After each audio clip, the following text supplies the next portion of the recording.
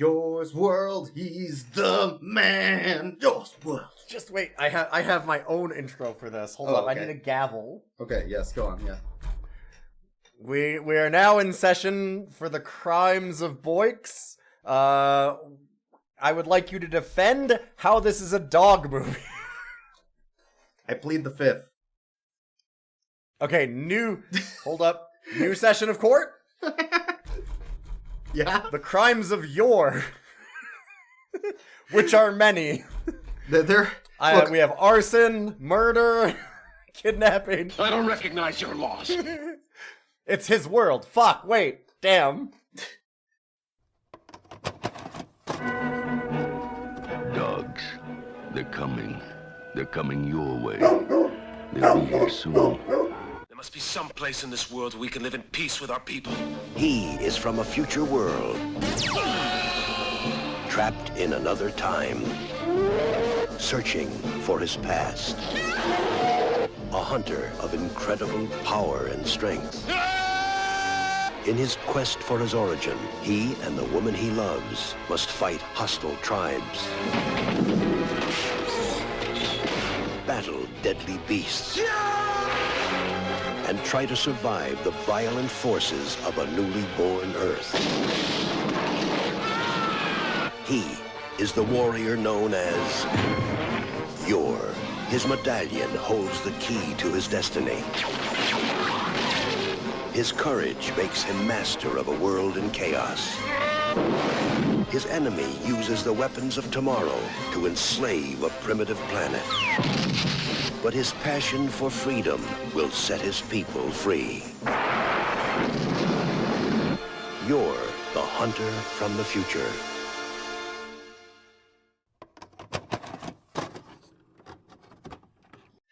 Oh man, I really pulled some wool over you knew immediately that this was I knew you didn't pull shit over my eyes. Wait a minute. I just said we've now entered into agreement, I think, in the future where whoever's editing the podcast gets to pick the movie, and you picked a non-dog movie, so everyone email your frustrations to Boyks.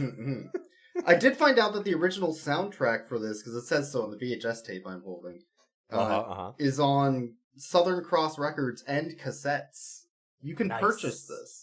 I would love to, honestly. A cassette of Yor the Hunter from the Future would be fantastic. God, it's so bad. It's bad in the best way, for the music especially for me. I think the music is wild at times. There's like a couple of moments where it's like, is that the way they decided to do the synth? Or is it a tracking Or is it problem? the tape problem? And you know what? It could be both. It could be both. My tape had tons of tracking issues to the point where it broke my VCR. We had to stop. Yes. Mid-recording, it was like, I don't think this is working anymore. And then you're like, uh-oh, I can't eject it. And I'm like, okay, well, we're going to take a brief break here then. But it was doing something very funny where it was like, hey, dude. yeah, like it was doing the alien joke from our last movie, The Mule. Yeah. It's doing that. Anyways. I felt concussed. Yor, the Hunter from the Future. Famous B movie, I think. At least in some circles. Yeah, I'd never really heard too much about it. But I do want to say, hi, this is our podcast, Rough Cuts. That too. We should probably introduce it. We don't normally... We do good boys and bad movies, i.e. bad dog movies. But Boyks, being a good boy, decided to override that and do Yor, the Hunter from the Future. We needed it after Tommy and the Cool Mule, to be fair, which was a dog movie. It had dogs in it. That was a dog movie. We've done so many just soul-crushing movies recently. Outside of Highway to Hell. I was gonna say, we just did two episodes ago, we had one of the best B movies I've ever seen. Highway to Hell is... Honestly, Highway to Hell is, like, maybe only a half tier below Evil Dead 2 for me at this point. That movie was fucking great. It was really good. Yeah. Like, that, it's not like I'd recommend this if you are looking for something really terrible and want to laugh at, I'm like, no, like, that's just a straight up recommend for me for anybody that likes that style. But anyway, I think every bad movie podcast needs to eventually wrap around to a Red Brown movie. At some point. We've already done one. Oh, we did, right? We did. We already did. We've already, Howling. Yeah. We have already done Abs McHardbody before. True. We've already done Slab McCheese. We've had him. But what if we had more? What if we had more? That is a good question. That is. Yeah. You could always use more your. So the back cover of the box shows a very naked Red Brown, which is most of the movie. Not naked. He's not naked. He wears a flap that covers his junk and his ass, and it's constantly flapping in the wind. It's maybe some slight upskirt of Red Brown. There's more upskirt of Red Brown than any of the female leads. Which is what this movie's for, I should point out. Oh boy, is it ever. This is an Italian exploitation caveman movie in Conan the Barbarian vein. Except it's not. Until it's extremely not. Until it's very clearly Italian Star Wars. Yes. Including full-on Darth Vader helmets. There's just a Vader. Yeah, or Dark Helmet from Spaceballs when they were making fun of it. Mm-hmm. It's just that, but without making fun of it. Yeah, when you see it from the back the first time, it's got, like, the same frill out, like, the edge, and I'm like, wait, that is 100% a Darth Vader helmet. From the front, it's not entirely, but, oh boy, yeah. They also have a little bit of, like, the Dalek hand, where it's like a whisk attached to the hand, but in this case, it's just, like, some random box attached to the robot hand. There's a lot of stuff, yeah, we'll get to that. So, from the back of the box, this spectacular fantasy adventure takes place in a time warp where the past and the future mysteriously collide, blending Stone Age brawn with dazzling technology. Your Red Brown has mastered his primitive planet, but somehow he knows he does not belong. The only I can't get higher. I need to get higher, but I can't. We're gonna need a lot more hemp before we're through. That's true. We will need a lot more hemp before we're through. The only clue to his fleeting memories of another time and place is his gold medallion. A burnished bronze symbol. It could gold bronze, yes. Is it gold or is it bronze? Of heaven's fire. Roa. Oh, so it's made of dinosaur blood. It's made of dinosaur blood, yeah. It burns. Roa, the priestess in the Forbidden Land, quote unquote, tells Yor that his answers lie in a floating island across the sea. That island is not floating, I should point out. No, it is not. I don't think they ever say that. It's more bunker than floating island, I would say. It's a yeah, and also, she never says it's a floating island. I don't think anybody describes it as a floating island. No, but it's a land where time and technology are paradoxically reversed. What? There, the secret of Yor's ancestry and the future of the planet awaits. It's Yor, the hunter from the future. That's vaguely in line with what happens. Kind of? Sure. Also, like, the cover art's very funny for Yor. It's him yelling with his axes as in the Star Wars pose. As like a spaceships. As a bunch of UFOs try to, like, suck him up. Up. No. Look, Red Brown gets off a lot in this movie. We get it. Alright, like... Listen, we just need him to inseminate a new race. It's okay. That is technically the plot. That's literally the plot, They do technically need Red Brown's Yor semen, yes? They do, in fact, quite literally use those exact words. It's true. Yeah. I am experimenting with a new type of android, which requires the seed of specimen like yourself. Oh, man. What a movie. So, well, it starts out, this one, you are totally right about this eventually like, it was a joke, but it's very much the case of this. That this is an isekai. Yes. And also in terms of, like, the arcs of it. There is a beach filler episode. There is. It feels like... So it's adapted from a book. I should actually look and see. I'm curious. Hold up. Let me... Yeah, the book is called Your.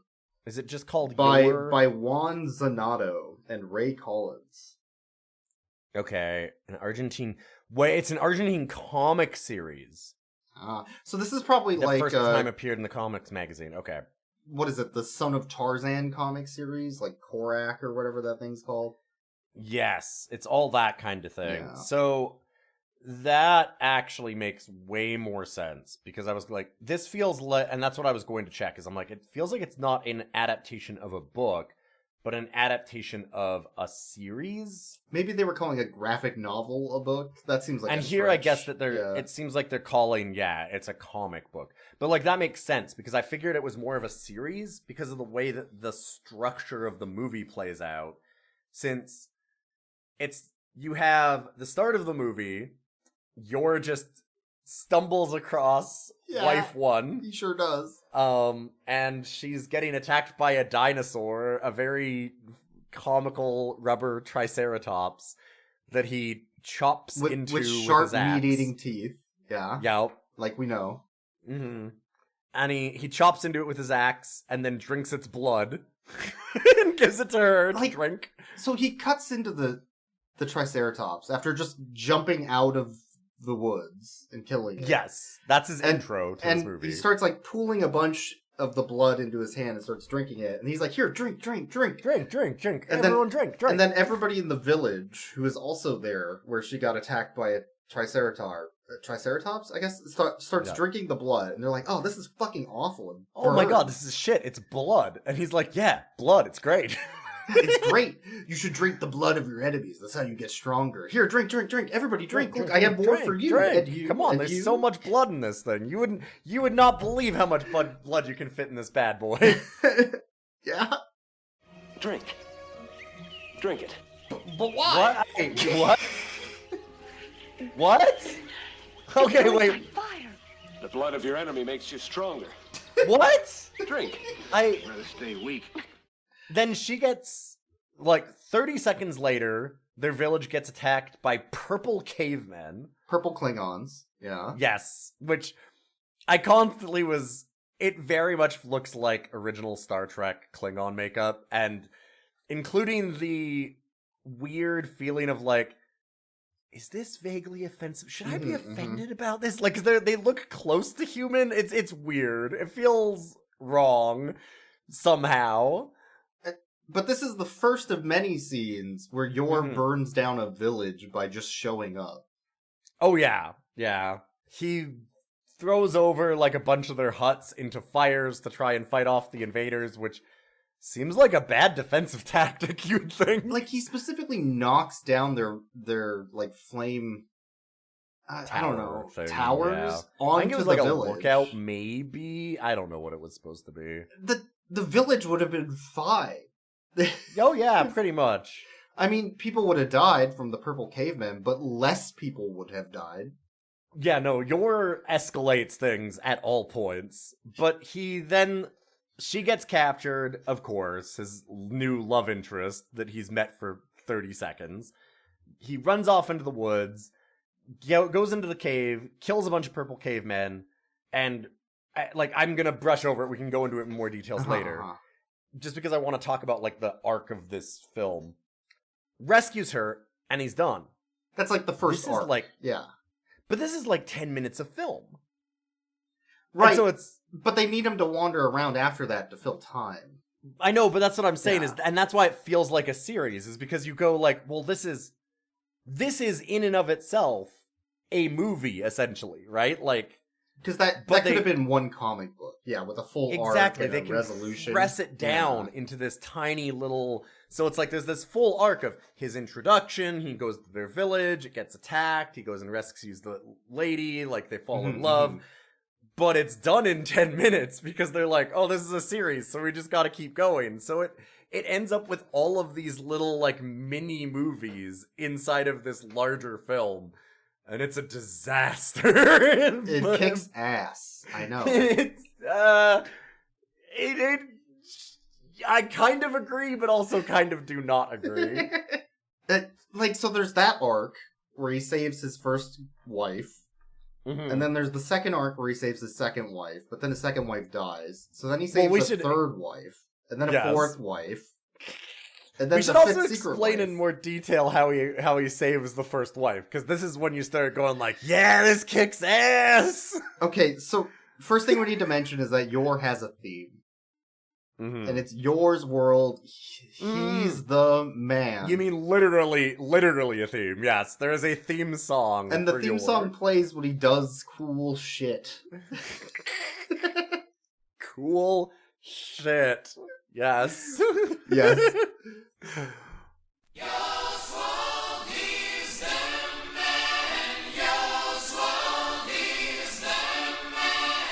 So, originally he saved Kala is her name, and Peg, who is the best boy. Yeah. Well, hey, don't you go raiding dogs before their time, friend. Okay. We're not ending the episode yet. You don't get away with editing a 14-minute episode. Oh, yes, I do. That was the plan all along. I was gonna watch you on my crystal ball. Oh my god. Okay, no. You can't skip that far ahead. Stop it. Anyway, so he saves Kala and Peg, and then he gets attacked, jumped by the purple cavemen again, and gets bonked on the head. And the purple cavemen steal his gold/bronze necklace. Yeah. And they're like, I have his power now! We will have Yor's power! Quickly, throw him off a cliff! His power is now mine. Oh god, yes. And Peg is there with his secret sniper bow gun. God, Peg is the best. Peg is also an old man, by the way. Yes. He's not super old, but 60. And he shoots an arrow, killing one of the cavemen. But the problem is there were 3 of those cavemen, and they still throw Yor off the cliff. Throw Yor off the cliff anyway. It's amazing. And then they never get Peg, so I don't know what that was about. 3 cavemen?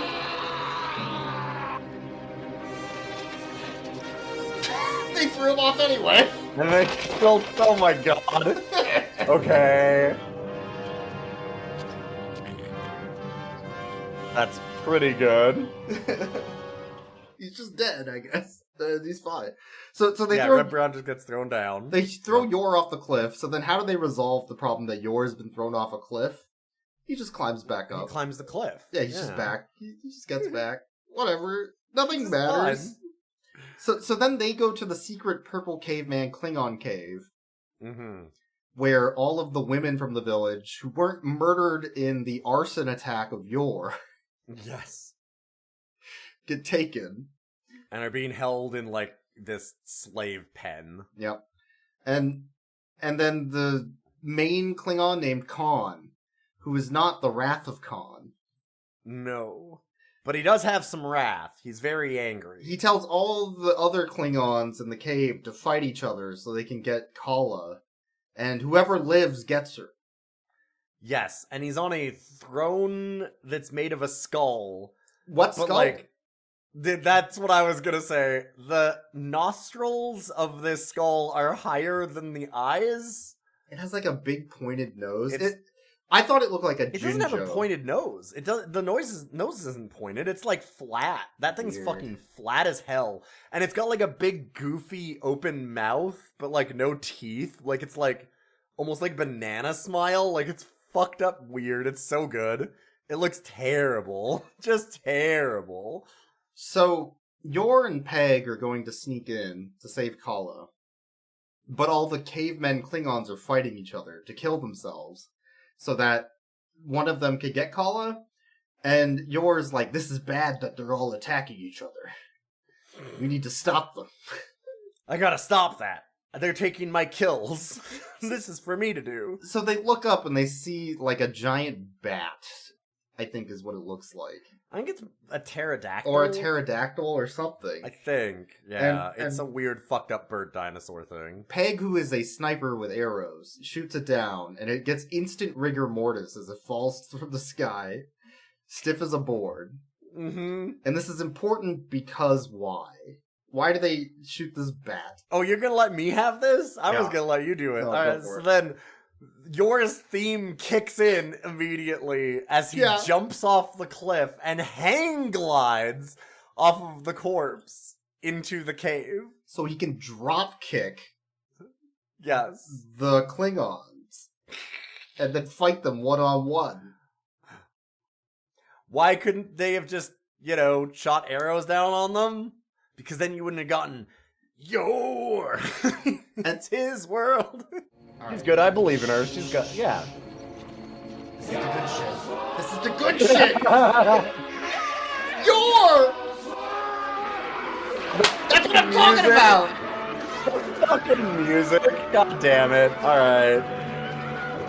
And the only reason they went after them is because Peg's like, no, you can't go after her. Kala's been taken by the cavemen, and the law says we have to just let that happen. I don't recognize your laws. Yeah, alright, let's go. Yeah, that's... okay, yeah, that makes sense, yeah. I don't recognize your laws. So then they start fighting the cavemen, the Klingons. Mm-hmm. But there are too many of them, so Yor runs away and finds a dam that they've made in the cave. Yeah. And he decides to make things worse for everyone. As is his wont, correct. Yes, he does love to do this. So he just destroys the dam, flooding the entire cave, drowning all of the purple cavemen Klingons, at least we think. Yes.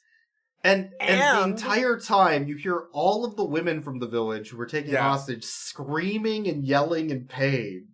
And it even goes to them at one point as the water rushes around them, and then they never get seen again. They're very dead. Correct. I also love Yor's strategy for getting out of the way of the dam water, which was really good. What did he do? Did he just move out of the way?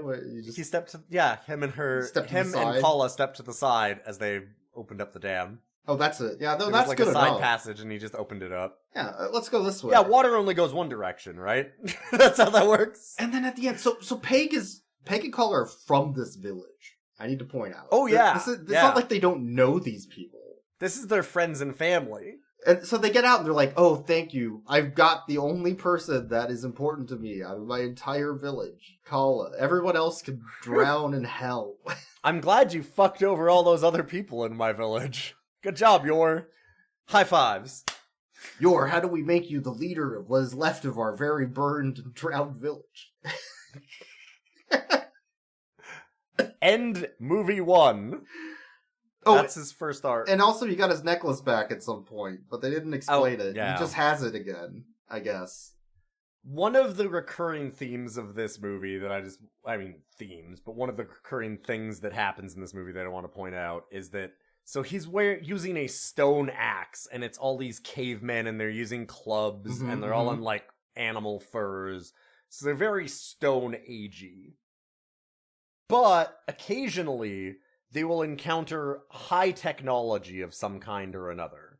Like, he has a perfect metal disc on him as this medallion. And they all go, wow, where'd you get that metal? Yeah. And they just know what metal is and that you can forge it. And it's like, but then why are you using clubs? Wow, wait, this machine can show me pictures? Yes, they talk about the machines and stuff, and it's like, they're Stone Age people. But then also, which would make sense, they get confused by mirrors later. There's not really any consistency to their intelligence. Yeah, it's weird. I mean, it's not necessarily intelligence, it's their knowledge level, right? Like, it's like the world building's wrong. Correct, yeah. Because, like, it feels like they've encountered a lot of these technologies before. Like, they're like, oh, we had this guy fall, and then he exploded. And it's like, wait, what's an explosion? Right? Like, because they call the thing he came down in, like, a firebird from the sky, but they call the explosion an explosion. Exactly, yes. Yeah. It's weird anachronisms like that are really funny to me, because they want these people to not understand it, but they just drop it occasionally, because they're like, fuck it, whatever, I guess they know this part. Yeah, we're gonna need a lot more hemp before we're through. We will need a lot more hemp before we're through. So anyways, the mummies attack yours. He goes to meet this other lady who has one of the same necklaces that the people from that village that are all dead now knew about. Mm-hmm.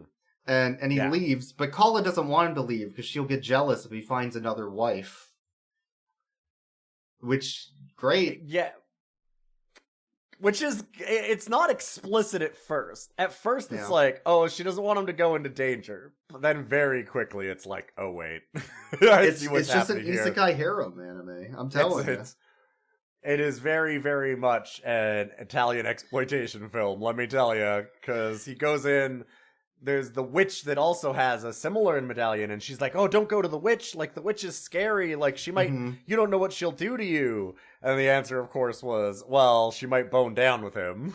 Yeah. Because, of course, everyone wants Red Brown. Everybody wants to bone Yor, even the Overlord, which we'll get to.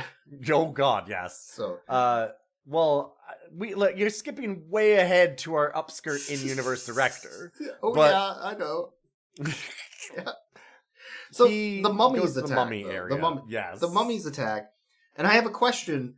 Why are the mummies so obsessed with fire if they're covered in flammable wrappings? And live in an ice cave? An ice cave that is also covered in explosive dust. Well, I don't think that it's explosive dust. I think that it's not explicit, but he lights a big patch of oil in the cave. Like, don't get me wrong, it's just as stupid. It's just in a different way, because, like, why do they have all the fire and oil in their ice cave if that's going to make it fall apart the minute that there's fire in it? True.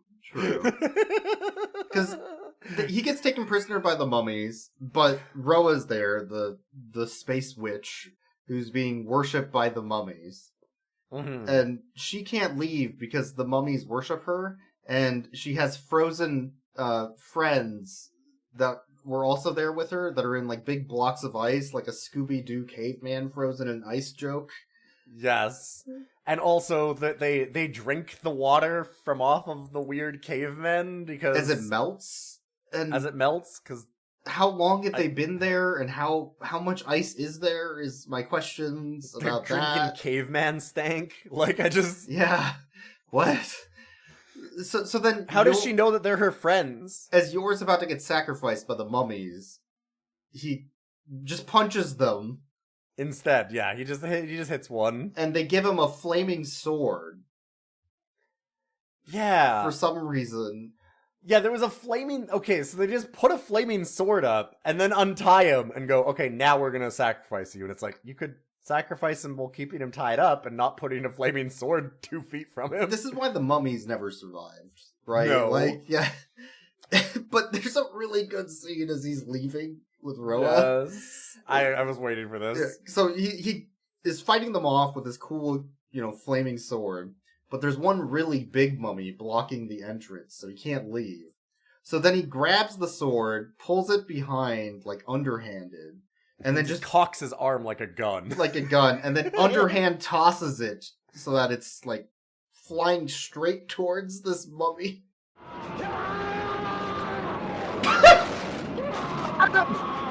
No. He underhanded it. Damn. That's a hell of a throw. And, it's like a fucking laser, how fast this thing goes. Which pierces and lights the mummy on fire, killing it. And then he runs away as the whole cave just, for no reason, collapses. Mm-hmm. Yeah, it's very poorly explained. It's hilarious how bad that is. And of course, he is just now wiped out. If you're keeping count, he has encountered 2 villages, and... the score is now your 2, villages 0, as it turns out. He's killed the main village of Kala and Pegs, and then he's killed the mummy village for no reason. Actually, wait, I guess that it's your 3, villages 0, because he also destroyed the entire caveman society. Oh, he also burned down the caveman. Yeah, with the dam. The caveman society's broken too. 3, yeah. No, you're right. Score 3-0. Alright, never mind. Man, I got a scoreboard this better. So then he brings Roa back to Peg and Kala gets jealous. But Peg says it's fine because people in their society, men specifically, are allowed to have more than one woman. Yep. Yeah, he just immediately... Don't worry about it. We're all Mormons, you see. We can... It's incredible how fast he's just like, Kala, hey, listen, he's allowed to have as many women as he wants. And I'm like, oh my god, that's just gonna be this whole fucking movie, huh? And then they get attacked by more purple cavemen, because Khan lived, the leader of the Klingons. Yeah, And Roa gets hit by a rock at some point as Yor fights Khan. Well... With a rock.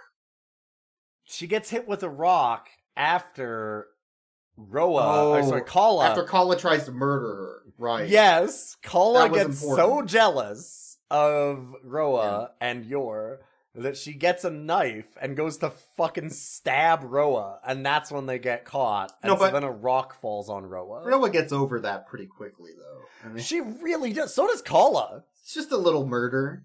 You know. Kala also... So Roa is dying because she's been brained by this big rock. And Kala is like, oh, this is so tragic. Let me rub her hand. Please don't be mad at me, Yor, just because I was someone tried to kill her. Yeah. Sure, it'd be terrible if this happened. Yeah. So then Roa gives her necklace to Kala. And then she asks Yor, I can feel my death coming any second now. Kiss me. And they kiss. And then she immediately dies.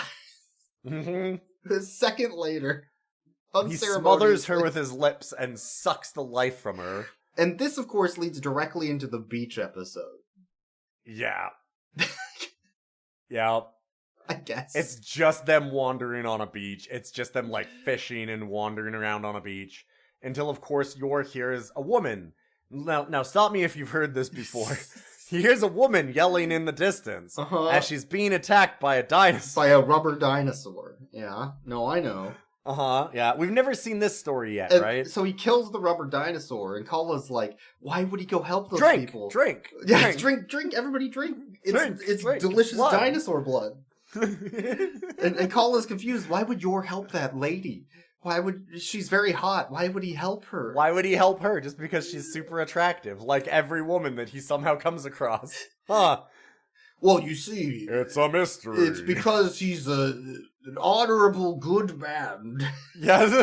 Peg. Fucking Peg. God damn it. He's covering... Peg's the best wingman of all time. He's just like, no, listen, it's fine. Trust me. Yours on the up and up. He's covering... Yours got this. Covering so much for Yor's horn dogness. Like... Peg is, like I said, ultimate wingman. He will excuse any behavior. We at Rough Cuts are a fan of pegging, alright? And as Peg... Yes. Peg's a good talk. Anyway, we'll get to that. So, the beach episode leads them to the beach village, which has been attacked by a beach spacecraft. But they murdered the spaceman inside the craft, and it blew up. Yeah. Which they describe kind of back and forth in both, we understand what spaceships and explosions are, and also we have no idea what spaceships or explosions are, back and forth. And also, the only thing left is this piece of technology that goes beep, boop, beep, boop, beep, boop, beep, boop, beep, boop. It talks occasionally, I don't know. Just leave it there. And Yor touches it, and it starts blinking. So it's Yor's fault because Yor turned it on. Yes. Yeah. The other thing that I want that you fast forwarded over, is Yor's third wife now, who this was amazing to me because there's only one explanation in my mind for this behavior because he was super ready to have Roa as his second wife. I can have two wives, obviously. Yeah, to have a harem, right? Like.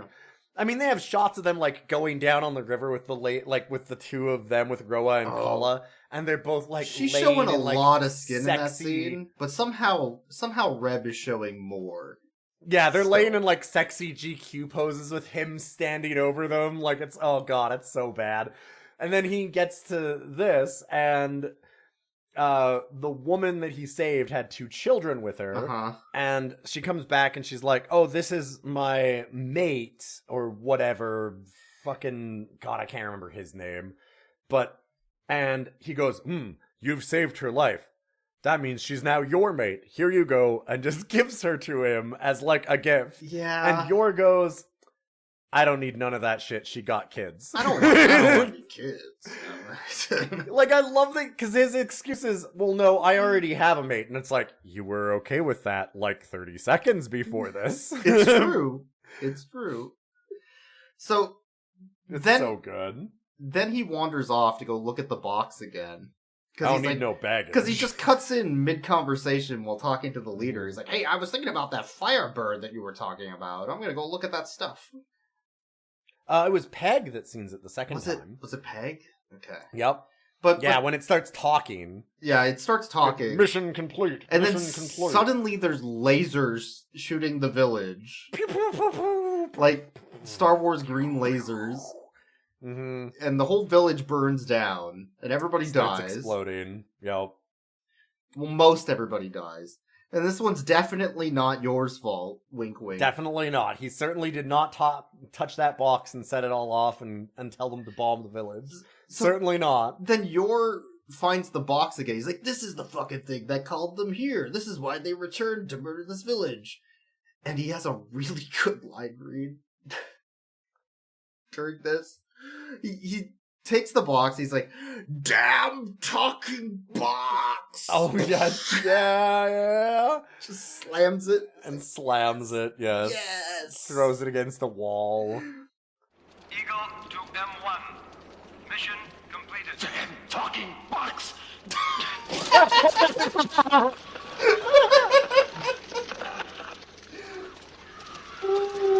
Damn talking box. They're not gods.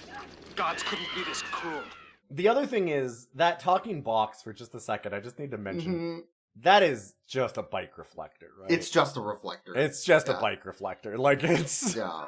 It's so bad. It doesn't look like anything, really, other than just a reflector and a piece of metal at the end of it or something. Like, I don't even think they welded anything. No, it looks... What it looks like is it looks like a bike reflector and the hook that you use to attach it to a bike. Is what it looks like. So everybody in the village has pretty much died. Again, 4. That's 4. That's 4. But Yor is just racking up the points. And the woman that he was going to take as his wife till he found out she had kids. Wait, I get it. Hold up, I figured it out. Mm-hmm. I know why he managed to get this village destroyed so quickly.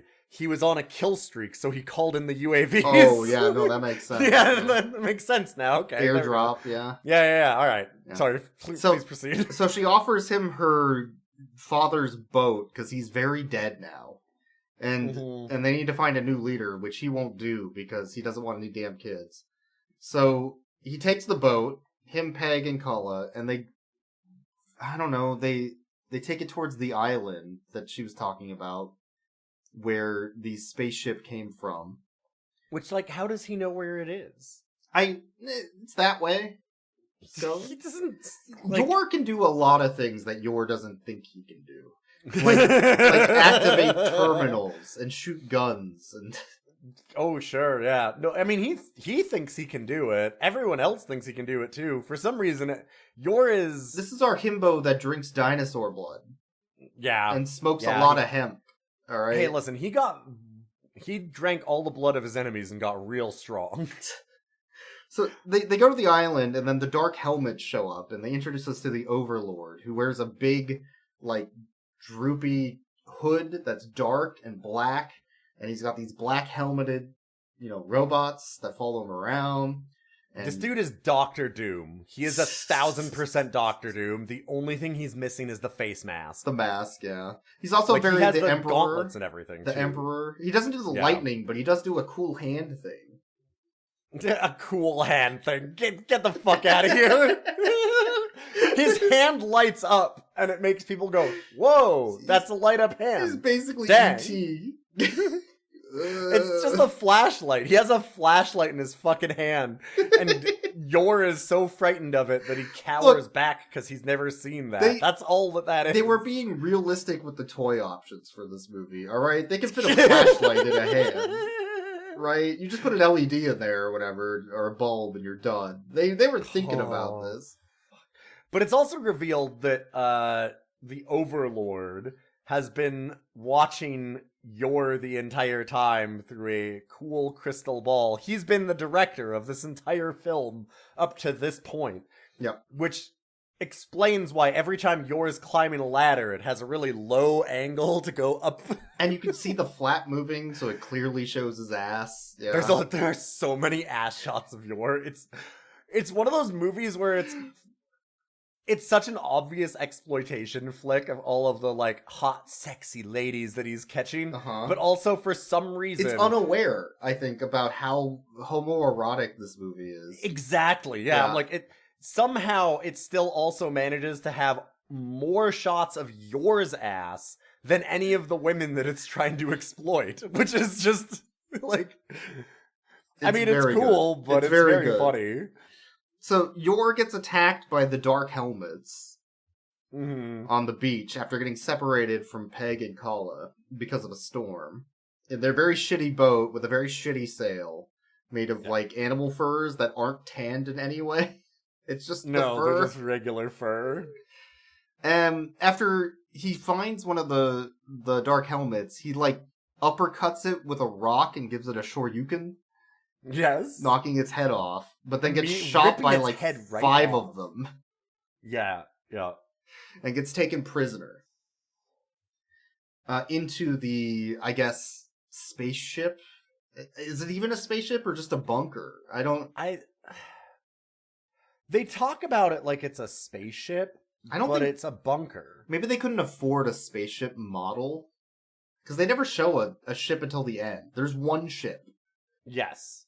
There's an escape pod ship eventually. The X-Wing. Yeah.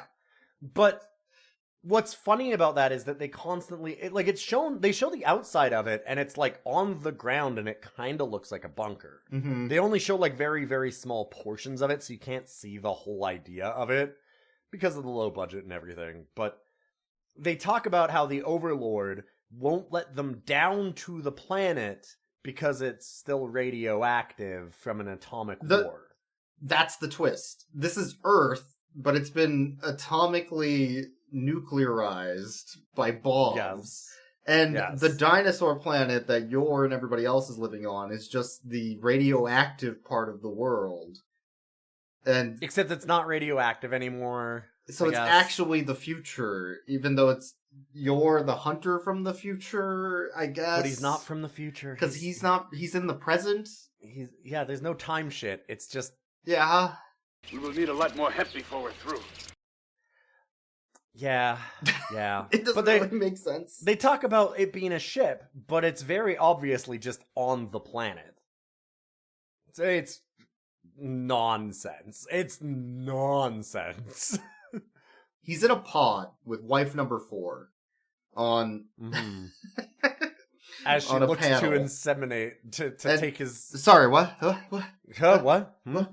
And she's looking through his memories from his medallion, which is actually a hard drive of his past and an ID and also his driver's license.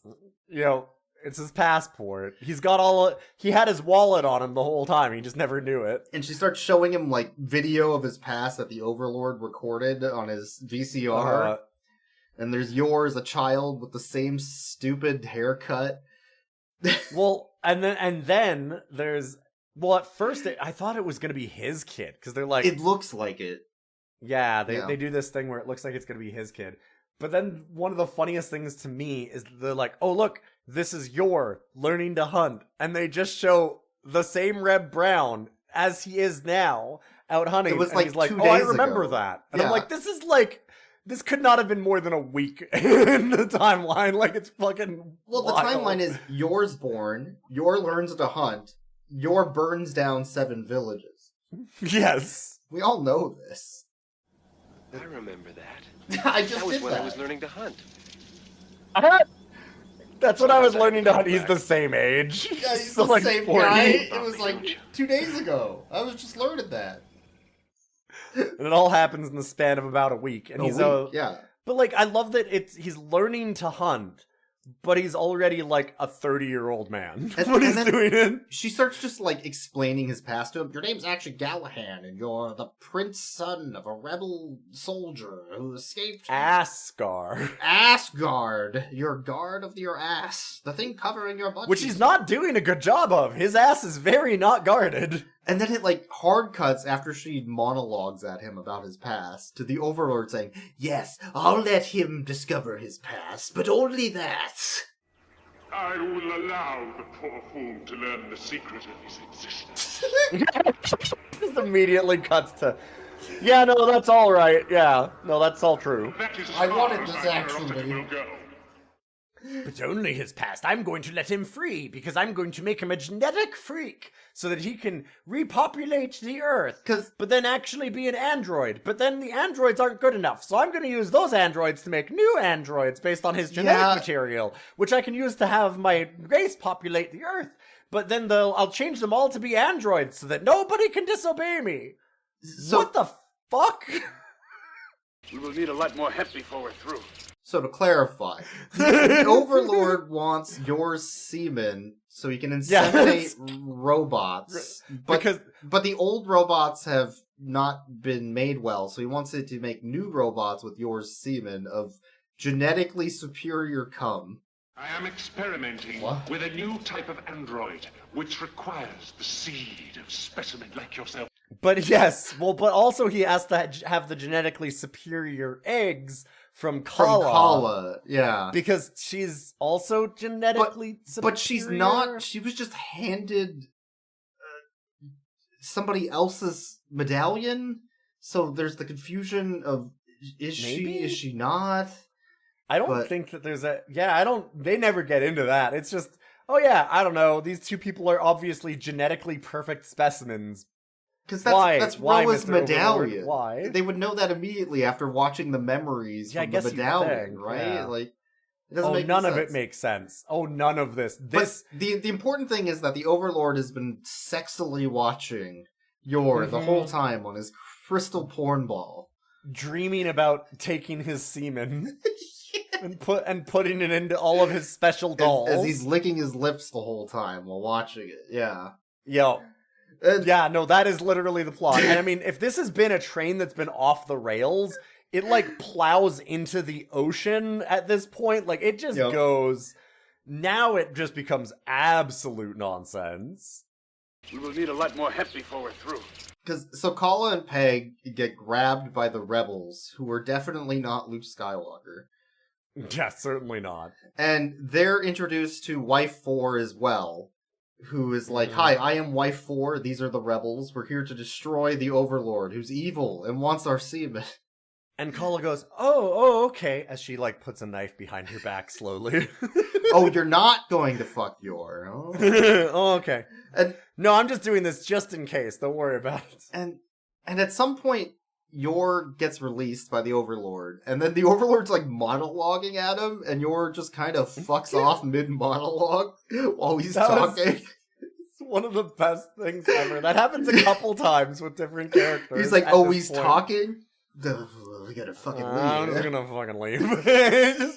Yeah, the Overlord is like doing this big villain speech to all this stuff and turns his back, and Yor just goes, I don't get any of this shit. What the fuck is happening? He just starts walking. Is there a fridge around here? I'm kind of hungry. And the same thing happens to Kala while the rebels are monologuing. She's like, I'm gonna fucking go. This is boring. I don't get any of this shit. These weird space people fucking just go solve their own space problems. And I need my husband back. They meet up in the mirror room from Conan.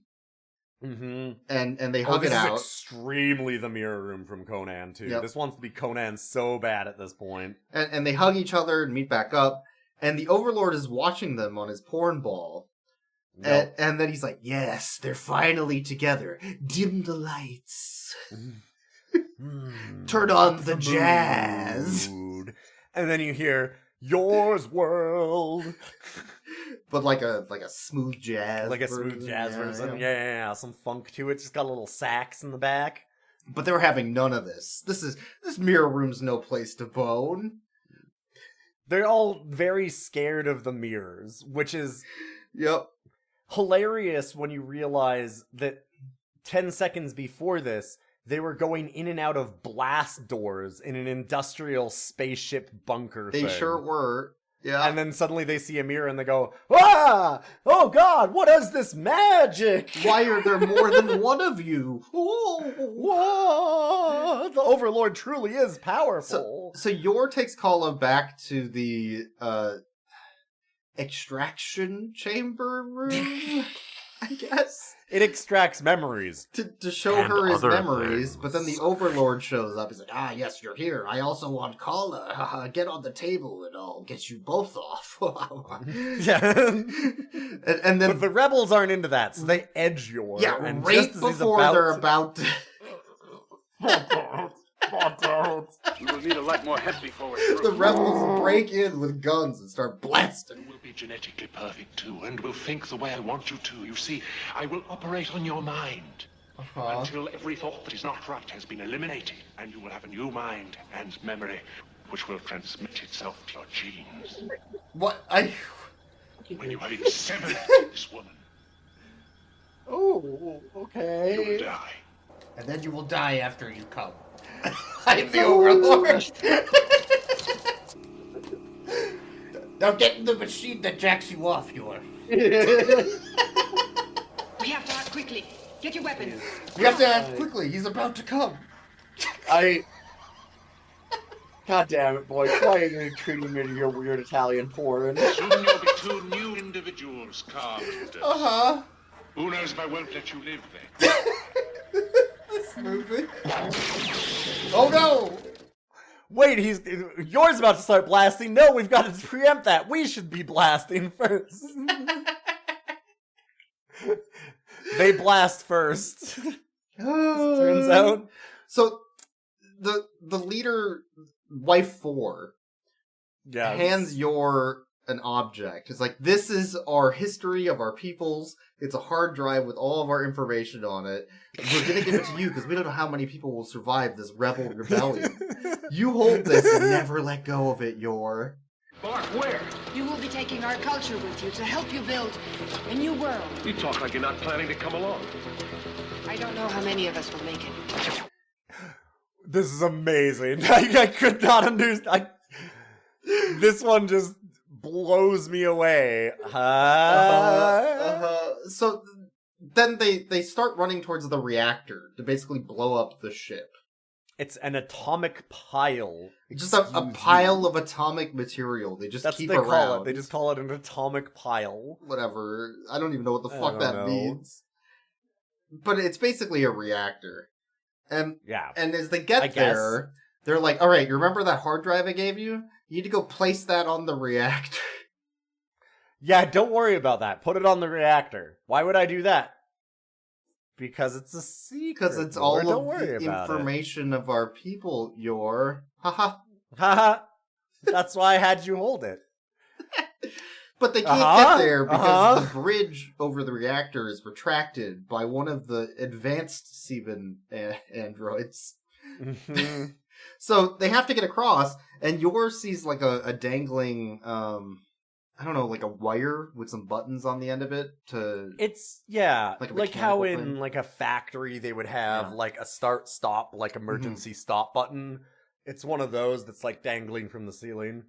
But he uses that to swing across, and for some reason he immediately lets go of it after getting across.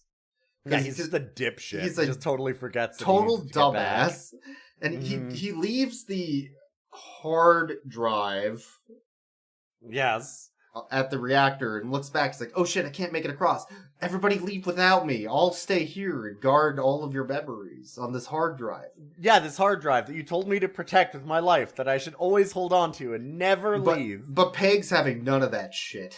So he grabs the rope and then flips around upside down like a circus actor and swings across. And right as he's about to grab Yor, his theme kicks in. Not Peg's theme, Yor's theme, because Yor's the one doing some cool shit. Run back! Wait! Wow, he's like, no, save yourselves, get moving. Actually, wait, no, there's a chance to save me? Yeah, fuck you guys. Yes!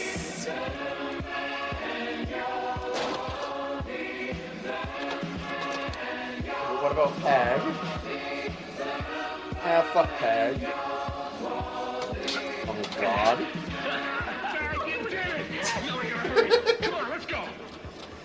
almost felt like a sarcastic Yours World. Yeah. Must be confused. Our Peg hero. is... Yeah, and Peg Reminder is like 60 at least. So he's just this older gentleman. He's not ripped. He's not nothing. He's just competent. He grabs his arm, swings across, saves Yor, jumps down, and then they picks up a gun and starts blasting. Peg's just wrecking shit. And then Reb Brown grabs a gun and starts blasting. And they're all blasting, and everyone's blasting as they start to run away. Just like the Overlord wanted. A bunch of the Dark Helmets start to surround them, and Peg's like, "Don't worry, I'll get them. You go. I'm the hero." Mm-hmm. And he starts blasting them one by one. Peg just goes on a goddamn rampage. Peg's amazing in this movie. He's easily way more competent than Yor, by miles. And Yor goes after the Overlord, because the Overlord, who's been teleporting around, is like a hologram. A hologram, but not really. Yeah. It's been weird. They're like, don't shoot him, he's just a hologram. What's the point? Well, he has to actually press a button to turn off the bomb you may be plant at the reactor. Yeah, Yor is... Okay, 2 minutes before this, Yor sees Mirror and goes, "Ah, dark sorcery!" 2 minutes later, the wife number 4, super future wife, is like... unable to understand the concept of holograms, but Yor gets it instantly. And knows that he actually placed a bomb. And knows that it's a bomb, and button they were needs to lying be pressed to stop it. Oh, wow, so why is it a bomb? Wait, why is it a bomb? Why'd she give him a bomb? Why'd she give him a bomb and then lie Why'd about it? Why'd she lie that it was a bomb? So anyway, the blind overseer of the rebels also exists. Is that... I'm just curious, as a quick... Do you think that's a translation problem? Like in Italian to English, they didn't tell them the right thing to say? Probably. Yeah. Probably. Like, it's gotta be something like that, right? Because there's no mention ever again about it being a hard drive with the memories of their people. It just or blows up shit. eventually. I don't... Yeah, it is treated as a bomb the entirety of the movie, except for that one scene where she's giving it to Yor and being like, no, I promise. I think it's really funnier cool that she's like, we'll lie to Yor and he'll do this, and then if he lives or not, that's not my problem. It feels like that, yeah. I don't give a shit. But Peg... Oh, man. So Yor goes after the Overlord, and instead of shooting him... No, don't shoot him. Guns are for weaklings. Yeah. He grabs like a safety pole from their OSHA-approved spaceship. Yep. And stabs the Overlord through in the elevator as he's trying to leave. And then just leaves him there to die. Yeah. And then Peg gets surrounded by robots. So the blind leader of the rebels can also blind hack the robots. Yes. By typing very quickly on a keyboard. I also like that, honestly, with the safety pole, it's like a red and white pole that he shoves through the Overlord. And my headcanon is very much that he's like, wait, it's like a straw. I gotta drink. Gotta get that blood. Gotta get that blood. Blood of my enemies. I'm gonna be so strong. Why does it burn? Can't wait to suck the Overlord. Somebody couldn't wait. The Overlord is also waiting for that. To be fair. No, they're all waiting to suck. Don't worry. So the blind leader of the rebels stops the robots before they kill Peg, the best boy. Yeah, the best boy. And then they all file into an X-wing and fly off as the base explodes behind them.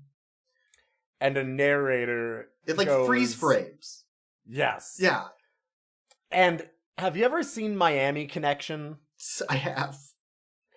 It feels extremely Miami Connection, where you have an ending of, like, all these ninja... There's, like, 15 minutes of ninjas getting their heads chopped off as the end of the movie, and then it goes, only through love can we truly understand... And, like, that's the end of Miami Connection, and Yor does the same, because you've just had this movie, this obvious exploitation movie, with all of these...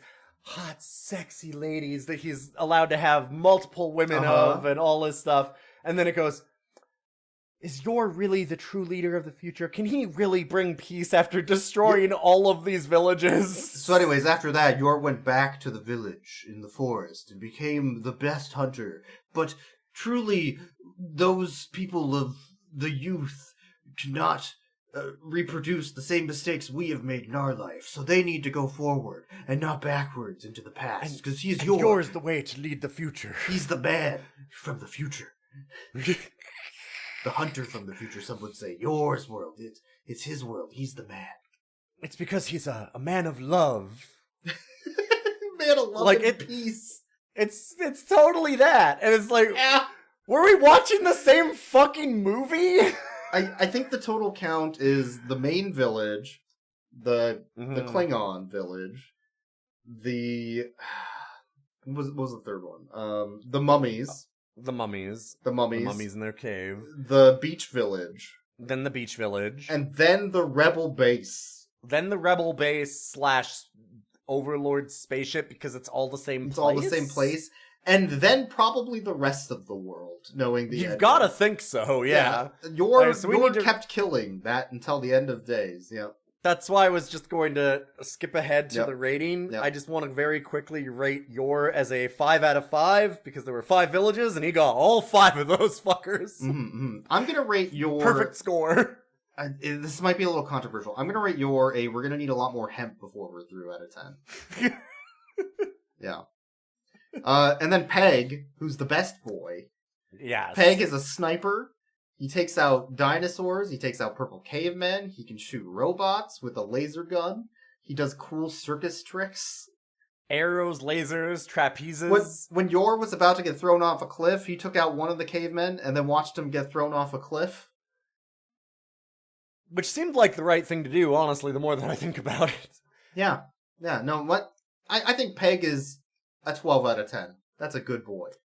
Absolutely. Mm-hmm. Well, anyway. You can blame Boyks for this not being a dog movie. It's his fault. But also, this thing's kind of... It's something. It's no Highway to Hell, but it's a film that we watch. It's a film. It sure exists. Yep. And not unlike my VCR eating the tape. Sometimes you need to drink the blood of your enemies. And this movie was an enemy. For sure. And you know what? It kind of burned. That's true. It kind of burns. And if you want things to not burn, you can support email us on Patreon. God damn it. I put so much effort into making that tape work, and it just didn't. I'm so mad. No. I took I took it apart and cleaned it, man. If you want to help Boyks pay for his VHS habits, and that actually lets us watch a lot of these movies, because like we do actually need to get... There's been a few where you found like only one DVD, nowhere is it streaming online, like things like that you're ordering like PAL region DVDs to get. So if you want to help us with that, you can check us out on the Patreon. You can email us at roughcutscast@gmail.com if you have any like requests or just any information to send us, things like that. We've gotten a couple emails from movie directors sometimes, which rules. Specifically, one of the ones that I love the most is still Tony Giglio. Oh god, I hope I'm saying his name right. From the Soccer Dog movie. And that was a movie that we really liked. He was great. Real good sport about the whole thing. And just, yeah, that movie was fun. You can check us out on social media. We're on Blue Sky and co-host as Rough Cuts. And other than that, I'm about ready to blast, but... yeah, no, that makes sense, yeah. I'm gonna go enter the extraction chamber, you know what I'm saying? Well, I mean, you gotta wait for me, too. Well, I gotta turn on the recording on my crystal ball first. Give me a second, yeah. I'm messing with the tracking on this fucking thing. Oh my god. Oh, yeah, I always have that problem. Alright, bye. Fucking tracking on your crystal ball. God damn it. We will need a lot more hemp before we're through.